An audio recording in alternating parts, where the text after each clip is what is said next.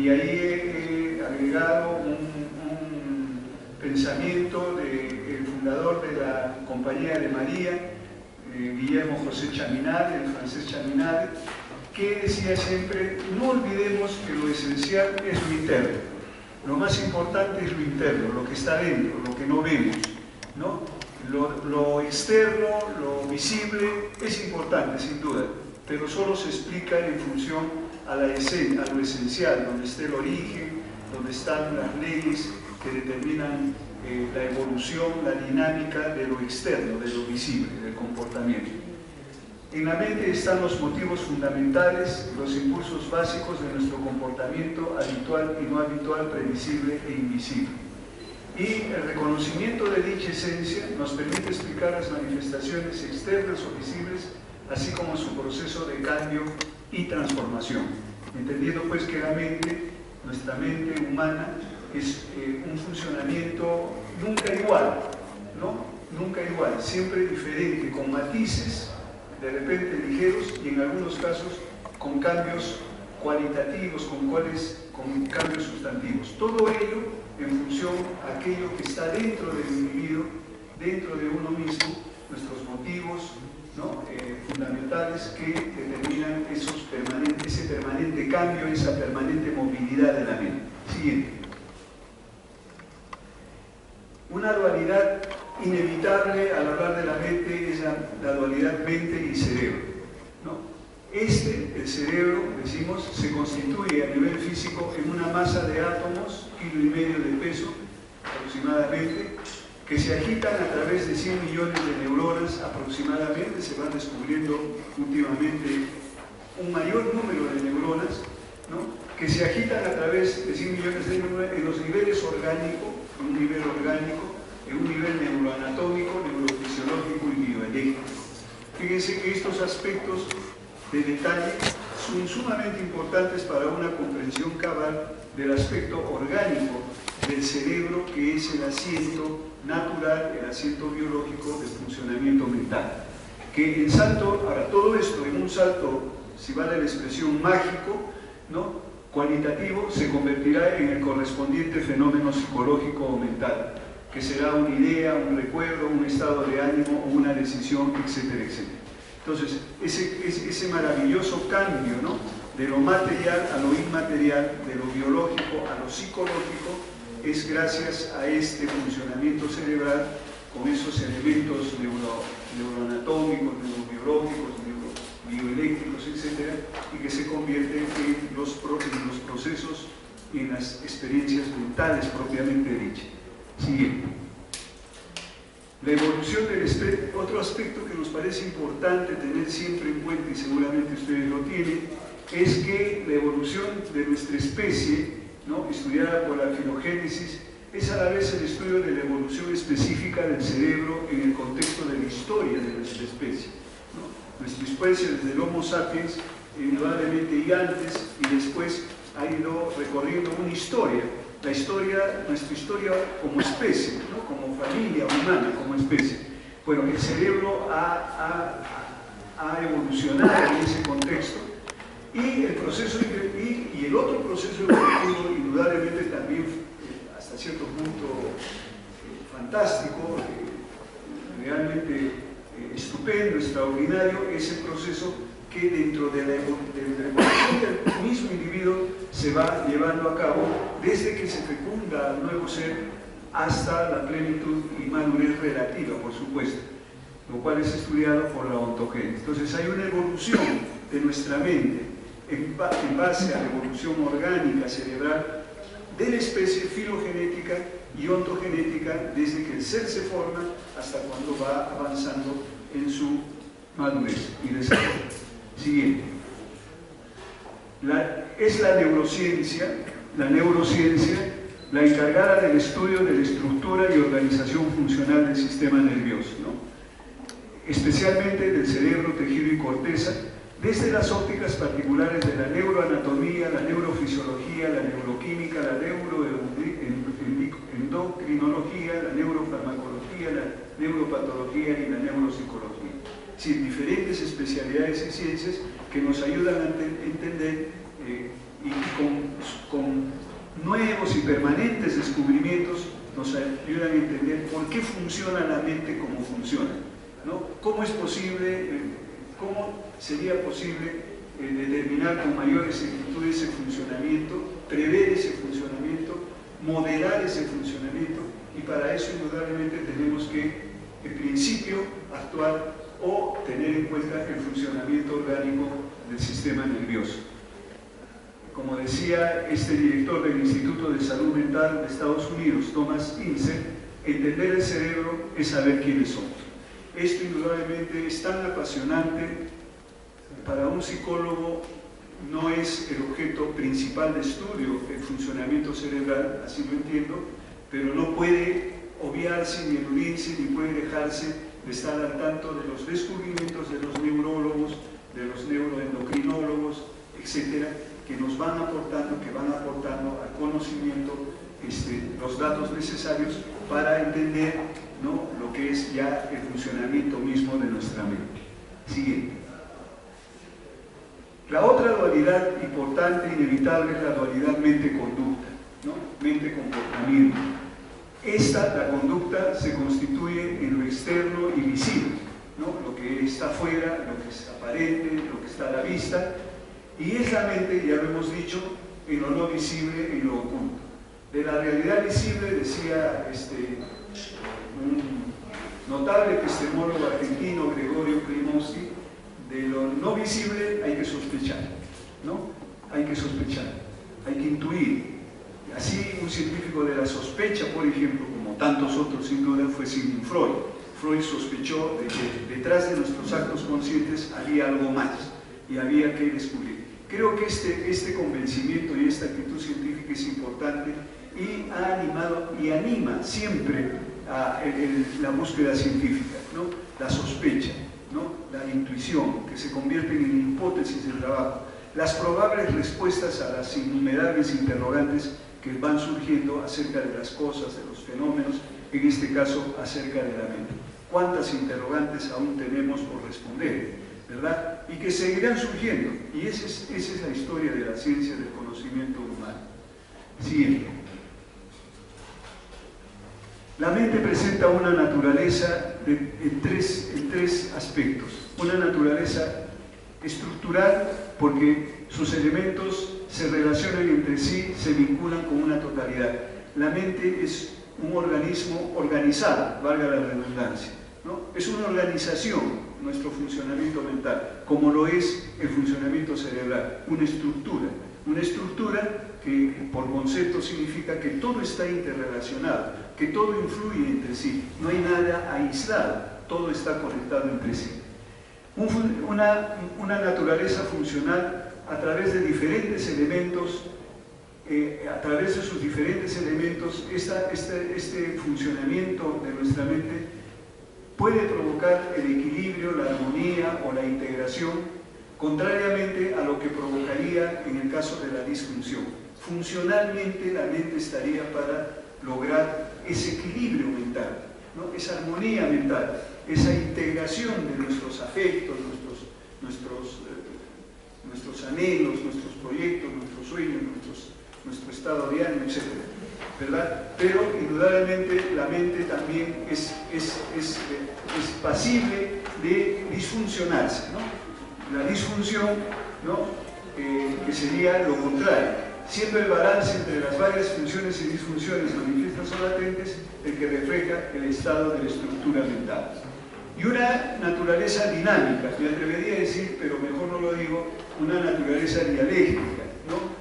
Es una lucha de fuerzas nuestro funcionamiento mental, pero no lo digo simplemente, tiene una naturaleza dinámica que se configura en un proceso de permanente evolución, crecimiento, maduración, ¿no?, y desarrollo en un contexto determinado por condiciones concretas.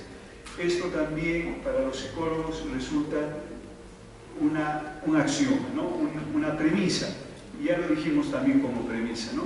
Este funcionamiento de nuestra mente está en permanente movimiento, previsible e imprevisible. Muchos de los acontecimientos que nos ocurren pueden no haberse sospechado de ellos, no estaban programados, Freud decía, en la madurez del ser humano, el ser humano que avanza hacia una madurez relativa que nunca podemos entenderla, o a una normalidad que no existe, una normalidad así absoluta ni estable, ¿no? Muchas veces acusa o manifiesta retrocesos.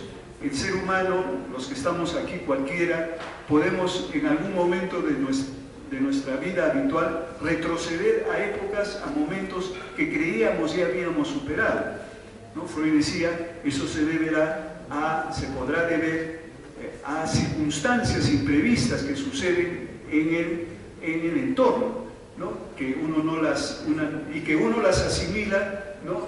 Inesperadamente.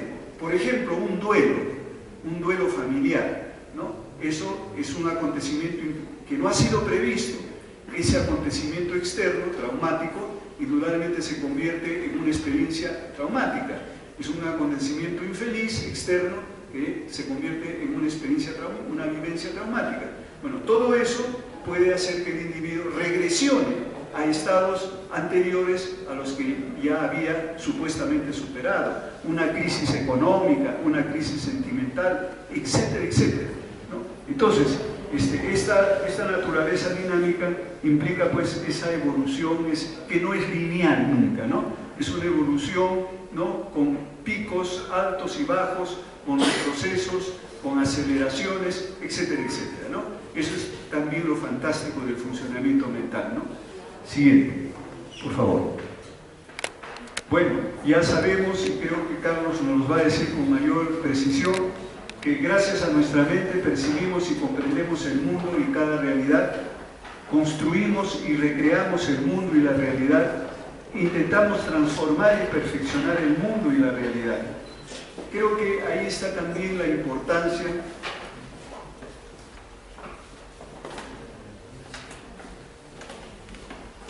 de nuestra capacidad mental.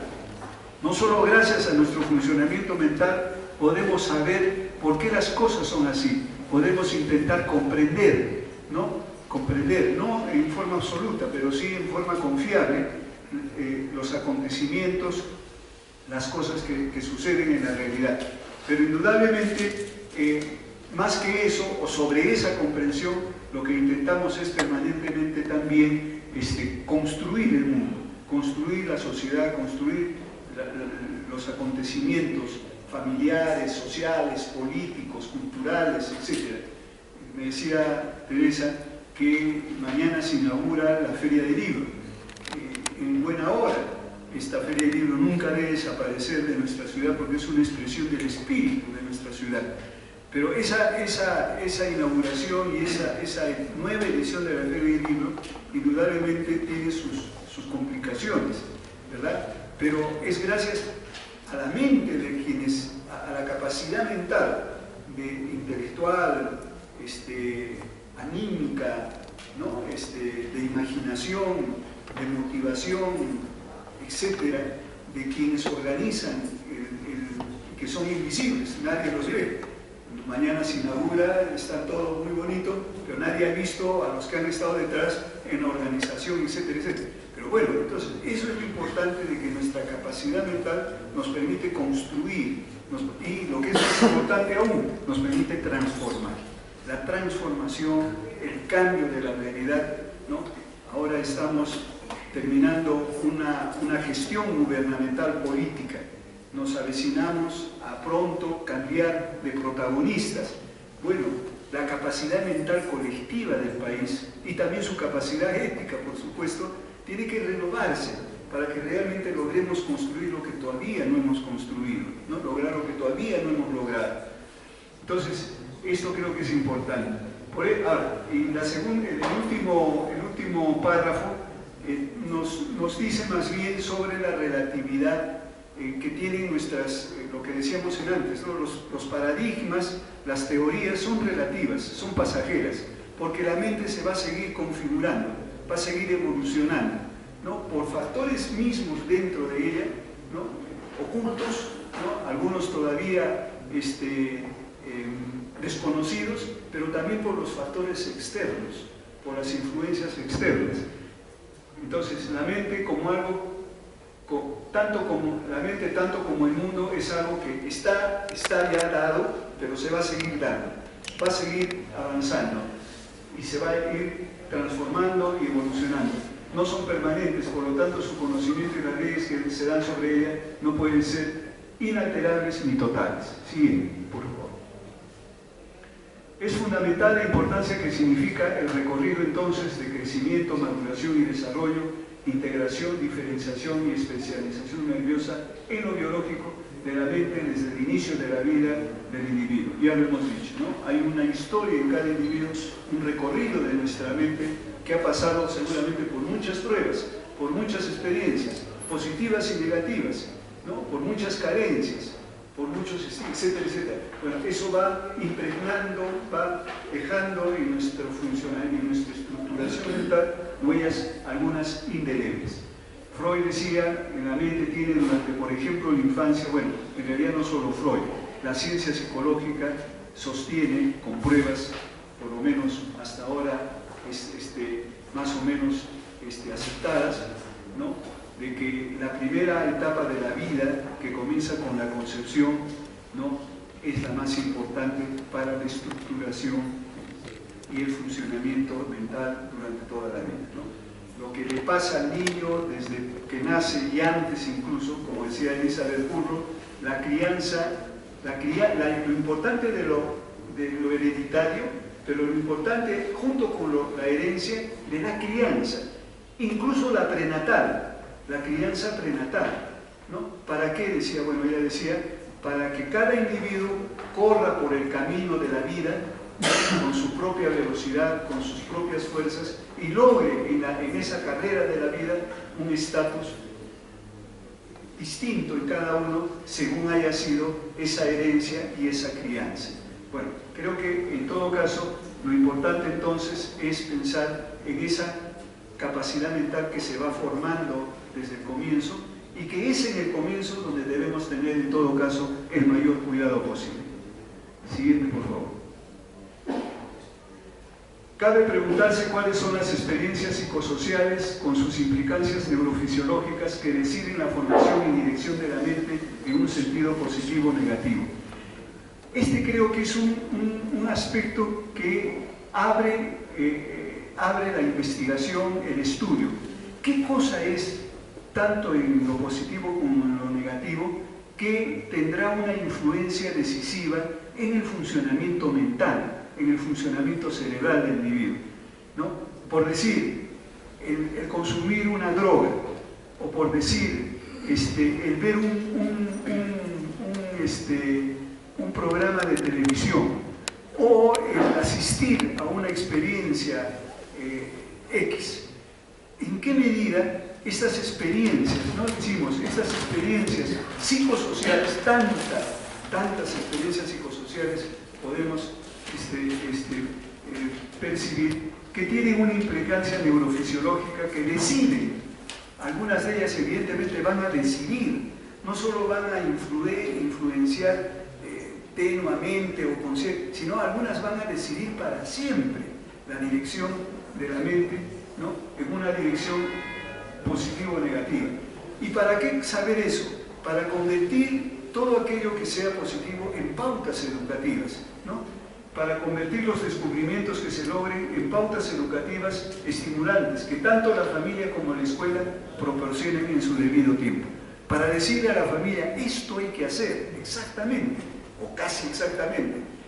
En esto hay que ponerlo al niño pequeño, ¿no? Este tipo de influencias del padre al hijo, de ambos padres, entre los hermanos, en la escuela, en la riqueza de influencias de la escuela. Convertir esos descubrimientos entonces en pautas educativas para ponerlas en acción en su debido tiempo. En su debido tiempo, ¿no? Lo que decía Arnold Hesse, en las edades claves. Hay edades en el desarrollo, sobre todo inicial del ser humano, en las cuales la mente está propicia para recibir las influencias que le sirvan. Si se pasa ese momento, esa etapa, probablemente las influencias ya no tengan el mismo efecto y en algunos casos ya no sirvan para nada, porque ya pasó el momento. Entonces, por eso la oportunidad también es un aspecto importante. Así, potenciar la capacidad mental mejorando la función cognitiva en general, la memoria, la inteligencia, el cociente intelectual, con ejercicios especiales y entrenamientos que incrementarían el número de sinapsis o conexiones interneurales. Bueno, indudablemente hay una riqueza ya de descubrimientos que se han convertido en pautas pedagógicas, en estimulación temprana. La estimulación temprana ha recogido, sin duda, estos aspectos, muchos aspectos que la ciencia de la psicología, la ciencia médica, ¿no? le ha brindado, pero indudablemente no es aún suficiente, ¿no? Habrá que seguir, de repente, sí sabemos, pero no lo sabemos convertir efectivamente en un estímulo adecuado. De repente fallan las estrategias, falla la metodología, porque de repente aún no conocemos detalles de esa pauta que hay que revisarla, hay que conocerla, hay que experimentarla más para convertirla efectivamente en una pauta estimulante. Siguiente, por favor. Para promover la mente sana, gracias a la cual el individuo trabaje satisfactoriamente, mantenga relaciones armoniosas con los demás y participe efectivamente en los cambios de su realidad. Y evitar la mente enferma, la que en diferentes grados se convierte en apatía, ansiedad, estrés, neurosis, psicopatía, demencia, esquizofrenia o locura, en cuyo caso cabe el tratamiento más efectivo y oportuno. La mente sana, ¿qué hay que hacer para lograrla? ¿Qué hay que hacer para preservarla? ¿Qué hay que hacer para cuidarla? ¿No? El Papa Francisco el otro día decía, cuídense cada uno, cuide su vida. Claro, él no es psicólogo, pero se puede sobreentender. Cuida tu mente, cuida tu cuerpo, cuida tu mente, cuida tus ideales, cuida tu espíritu, cuidar la mente. Entendiendo una mente sana, bueno, ¿y qué es la mente sana? Ese puede ser motivo de otro seminario, ¿verdad? Pero más o menos, la OMS y tantos autores han definido a la mente sana, por ejemplo, con esos tres rasgos. La mente sana es aquella que te permite primero trabajar bien, hacer las cosas bien, trabajar satisfactoriamente, rendir de acuerdo a tus capacidades. Segundo, la mente sana es la que te permite convivir en armonía con los demás, tener relaciones positivas con él. Y en tercer lugar, la mente sana es aquella que te permite participar en los cambios de tu realidad. La mente enferma con sus posibilidades, ¿no? No hay que necesariamente estar, como se dice, entre comillas, loco para sentirse enfermo. También la apatía, también el conformismo, por ejemplo, ¿no? Son aspectos en los cuales se evidencia una falta de lucidez, de equilibrio mental, hasta llegar a los cuadros, evidentemente, que hay que también seguir estudiando para tratarlos mejor, para poderlos recuperar, etc. Siguiente, por favor. Hay pues mucho por saber, por observar, por analizar, por investigar y por experimentar. Por ejemplo, sobre el escrúpulo, la inspiración, el remordimiento, la solidaridad, el autocontrol, la frustración, el temor, la moderación, el ingenio, la identidad, el sueño, elaboraciones oníricas, los ensueños y la fantasía, el autismo, la depresión, el Alzheimer y la espiritualidad. Fíjense, una docena de temas que podrían ser muchos más que hay que seguir estudiando para que realmente el conocimiento que se obtenga nos permite mejorar y promover una mente mucho más positiva, mucho más plena. Siguiente, por favor. Termino con algunas afirmaciones importantes que he tomado de algunos autores conocidos o en todo caso también importantes. Una de un escritor norteamericano de ciencia ficción, Frank Herbert, que dice, sí, pues la mente domina el cuerpo, ¿no? La mente domina el cuerpo, pero lo curioso es que la mente no siempre domina la mente, ¿no? Es un poco un mensaje para conversarlo, para discutirlo. De Albert Einstein, el gran científico, no es alemán, es austriaco, ¿no es cierto? Bueno, ahí salió alemán, cerca pues, ¿no?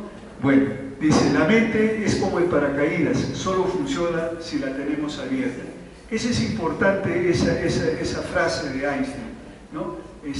Nuestra mente será mejor en la medida en que no esté cerrada, en la medida en que no esté aislada, en la medida en que nuestros políticos no la cierren dogmáticamente, ¿no?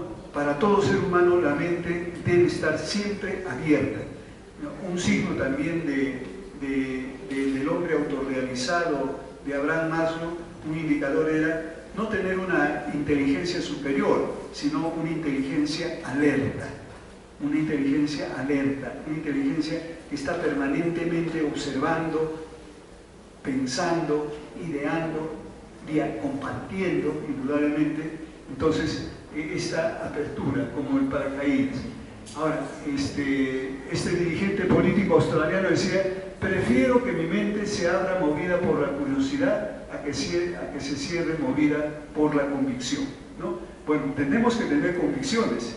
Es un poco que una convicción es cerrar ya alrededor de una afirmación el resto, pero combinemos con lo anterior. Tengamos nuestras convicciones, pero nunca las tengamos congeladas ni dogmatizadas, ¿no? Siempre abierto. Y unas últimas afirmaciones, la siguiente por favor, del líder espiritual Dalai Lama, dice: si nuestra mente se ve dominada por el enojo, desperdiciamos la mejor parte del cerebro humano. Si estamos enojados y nos quedamos enojados y seguimos enojados y somos enojados, hemos utilizado del cerebro una minúscula parte y hemos desperdiciado lo más grande, y en donde está justamente la sabiduría, la capacidad de discernir y de decidir lo que está bien o está mal, ¿no? Entonces, este funcionamiento mental enriquecido más bien por estas vivencias, sobre todo positivas. Y por último, la del líder norteamericano, el líder negro Martin Luther King, que el Papa Francisco en su visita a Estados Unidos en estos días pasados lo ha citado, ¿no? Decía Martin Luther King: los filósofos, gracias a su mente, no han hecho más que interpretar el mundo. Es cierto, lo que hace falta ahora es transformar. Por supuesto que los filósofos también pueden transformar y ayudan a transformar, pero es la sabiduría del filósofo lo que permite justamente la acción política, la acción humana en la mejor dirección. Creo que ahí acaba, no hay otra, ¿no? A ver, no hay otra. Bueno, ese es lo que he preparado para esta primera parte. Entonces, quiero que si hay algunas preguntas, me disculpan los errores. Muchas gracias.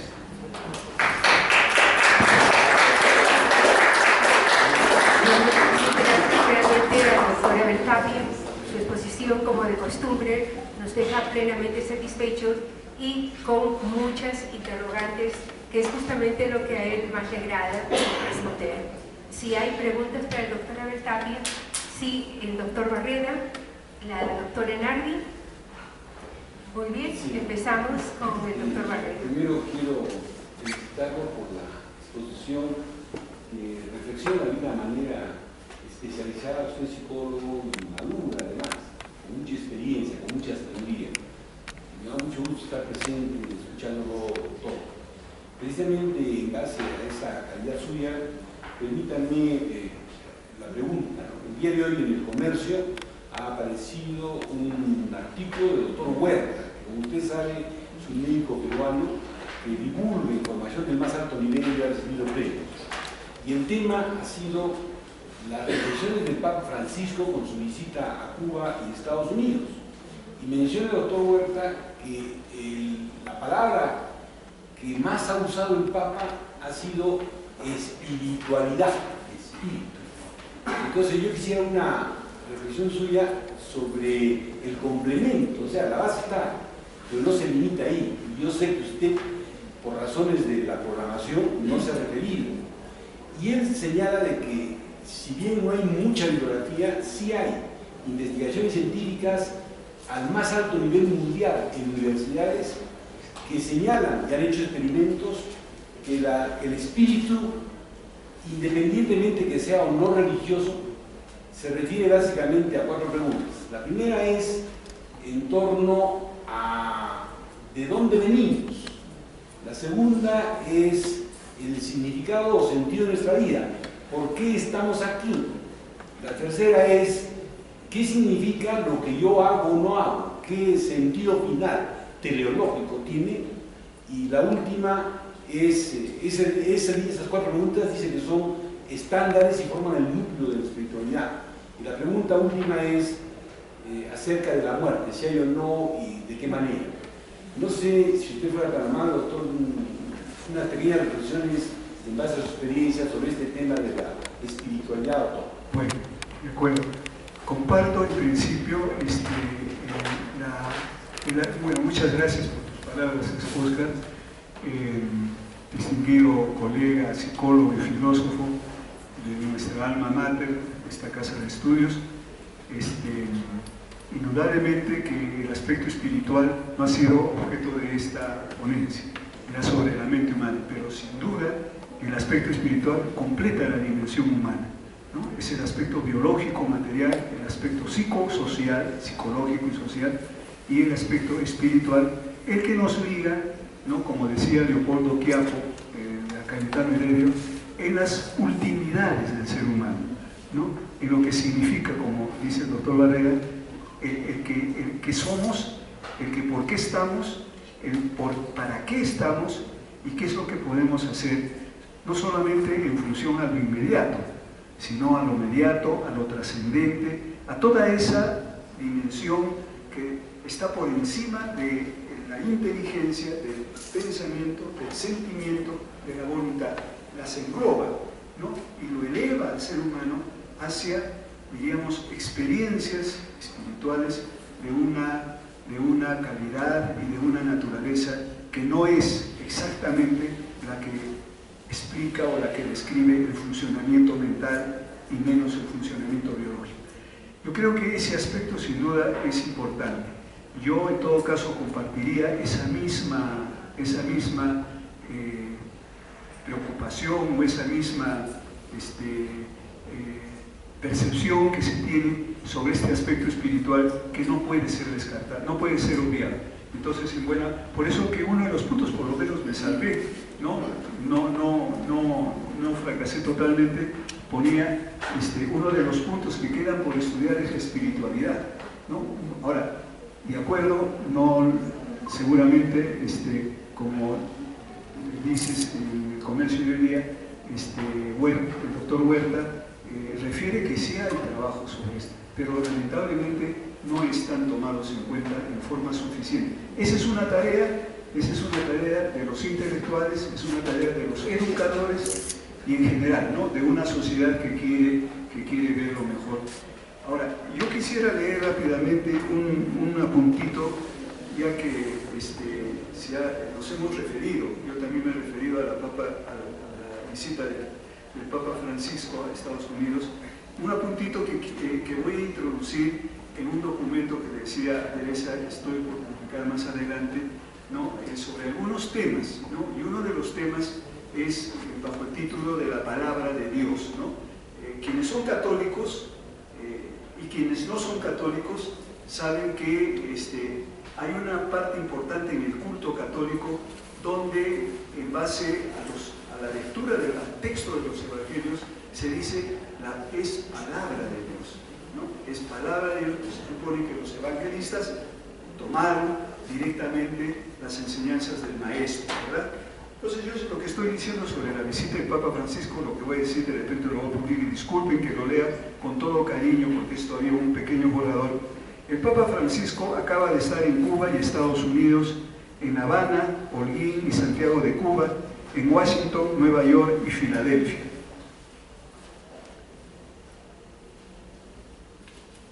En la Plaza de la Revolución, en el Congreso norteamericano y en la sede de las Naciones Unidas, cerca a los espíritus inmortales de Che Guevara y de José Martín, como también de Abraham Lincoln y de Martin Luther King. Allí, citando constantemente la palabra de Dios, refiriéndose a ella, inspirado en ella, ha pronunciado discursos memorables a favor del amor y la comprensión entre los hombres, a favor de la inclusión y de la tolerancia, de la unión y la reconciliación, de la apertura fraterna, del respeto y aprecio a las diferencias, a favor de la familia, de los inmigrantes, de los más pobres y los más frágiles. Es rotunda, plena y convincente la palabra de Dios, invariable en lo esencial de sus mensajes para todos los hombres y los pueblos, para todas las épocas y circunstancias. En ello reside su coherencia y valor, su trascendencia ecuménica. Bueno, en todo caso, la espiritualidad para los católicos, para los que son católicos, sí, para los que tienen otras religiones, tienen otros textos. Ellos también tienen su palabra de Dios, ¿verdad? Solo los ateos son los que no tienen esa posibilidad, pero seguramente su espiritualidad tiene otros caminos, tiene otros senderos, porque el hombre es un ser espiritual, sea o no creyente, sea o no religioso. Un hombre, lo saben ustedes mejor que yo seguramente, el ser humano es por esencia tiene una espiritualidad, con o sin una religión concreta. En el caso de los católicos, la espiritualidad en gran medida, no en gran medida, pero en todo caso prioritariamente la tomamos de la palabra de Dios que está en los textos bíblicos, especialmente los textos evangélicos. No solo es la única fuente, hay otras fuentes, pero claro, en todo caso la espiritualidad tampoco se nutre de lo religioso, tiene otros elementos que ya me despertó la curiosidad leerlo a Huerta y saber un poco sobre las fuentes y comenzar de repente a leer algo que no hemos leído suficientemente, ese aspecto de la espiritualidad.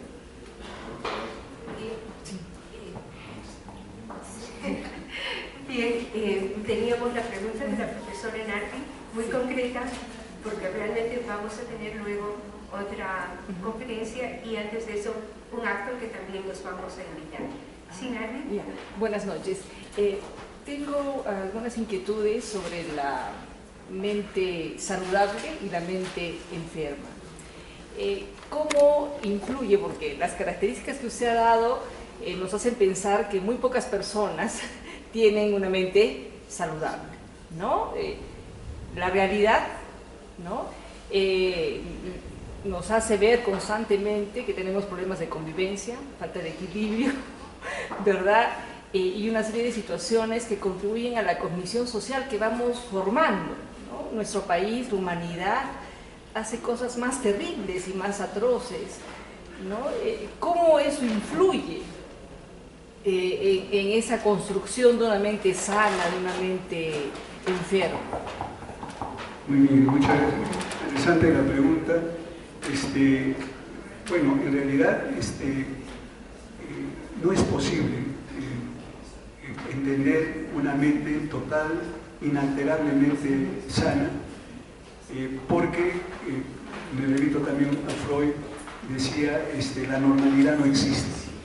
La normalidad no existe porque es, o en todo caso, es un estado totalmente movible, totalmente variable. Fácilmente se altera nuestro estado de ánimo, ya lo dije, fácilmente factores externos traumáticos alterarían nuestra normalidad relativa. En todo caso, dice Freud, hay dos indicadores que le permitirían a un individuo conocer su grado de bienestar y de madurez o de normalidad, si cabe la expresión. Pero claro, uno alcanza una madurez mental y alcanza un bienestar mental en base a indicadores.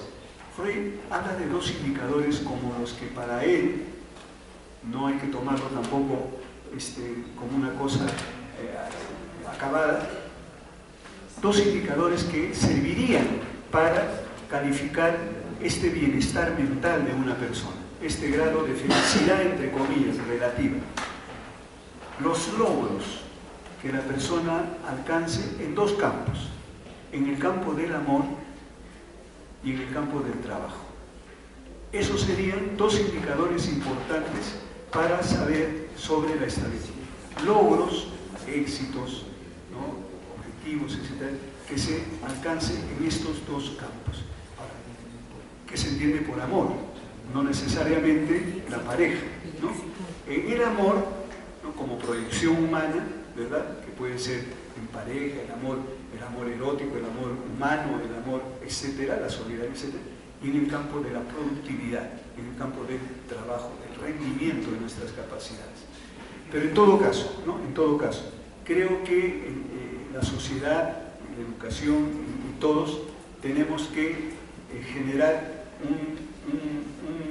un esfuerzo que permita condiciones favorables a que el individuo logre una estabilidad relativa, emocional, que le permita, ¿no?, cumplir sus objetivos, que le permita vincularse positivamente con su realidad, y en eso creo que toda la sociedad está obligada.